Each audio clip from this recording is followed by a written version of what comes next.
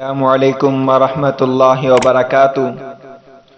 عزیز سامعین حضرات، کبھی قرآن پڑھاتے یا سنتے آپ نے یہ پوائنٹ نوٹ کیا کہ قرآن پاک میں یہ کہنا ہر نفس نے موت کو چکھنا ہے، یہ کیوں نہیں کہا کہ ہر ذی روح کو موت آنی ہے؟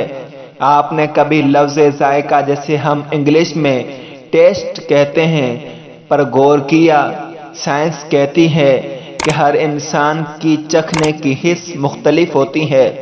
اگر کسی کو کوئی چیز پسند نہیں تو اس کا ذائقہ برا ہی لگے گا۔ چیز کا ذائقہ اس میں ڈالے گئے اجزاء پر منحصر ہوتا ہے، تو اس لیے ہر شخص کی موت کا ذائقہ اس کے اعمال کے مطابق ہوگا۔ اس کا ذائقہ دوسروں کی موت سے مختلف ہوگا۔ یہ آپ کی موت ہے تو اس کا ذائقہ بھی آپ کو چکھنا ہوگا۔